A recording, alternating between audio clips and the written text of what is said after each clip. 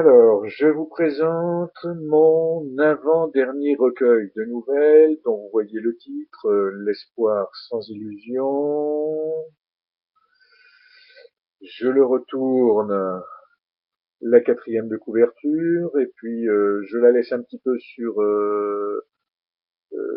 l'écran de façon à ce que vous puissiez lire un petit peu le résumé, le synopsis. Voilà, je crois que avec un arrêt sur image, ça sera largement suffisant. Donc, c'est un recueil de 15 nouvelles, comme le dernier. Et je tiens à préciser que ce carcan dans lequel je me suis un petit peu enfermé de 15 nouvelles, pour des raisons éditoriales, pour des raisons financières, je pense essayer d'en sortir, et dans le manuscrit dans lequel je suis plongé ces dernières semaines, je, je pense m'accorder plus de liberté et ne pas hésiter à proposer 20 ou 25 nouvelles, sachant que je ne m'obligerai pas à écrire des nouvelles de 6, 7, 8, 9 pages, mais que je pourrais très bien en écrire une de 15 pages et en écrire une d'une page. Et cette liberté, j'y tiens de plus en plus, parce que déjà, bon, c'est pas mon premier recueil de nouvelles, et puis je déteste tout ce qui m'oblige à la sclérose. J'aime un petit peu découvrir et ouvrir des pistes, les explorer, et quitte à me planter et aboutir dans une impasse, mais voilà, j'avais envie de faire cet aparté, en tous les cas au moins pour ceux qui me lisent, déjà, entre guillemets. Merci pour l'humilité et la modestie. Et puis pour ceux qui me liront peut-être un jour.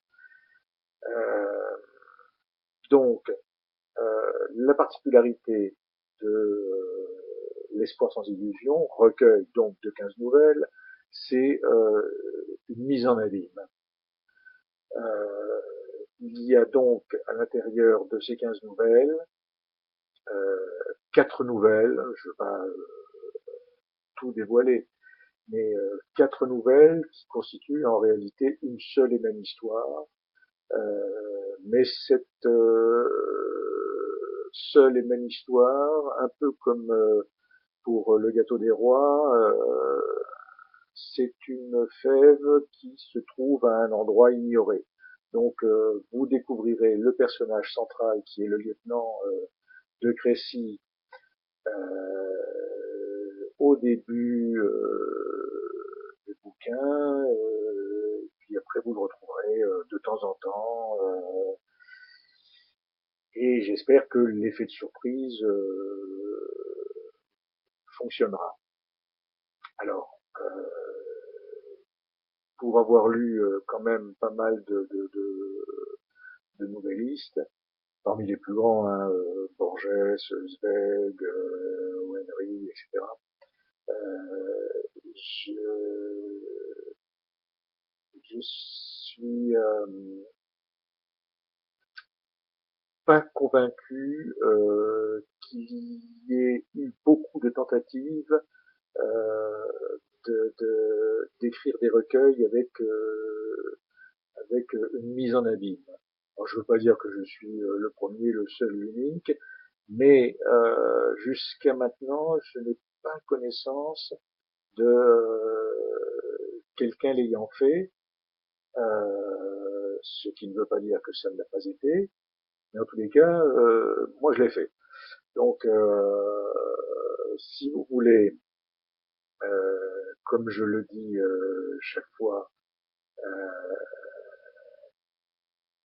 continuer à faire ma connaissance, ou bien franchir le pas et le découvrir, l'espoir sans illusion, 19 € chez Livebook, Liveb2ok, ou bien sur Amazon, la Fnac, ou en commande chez un libraire.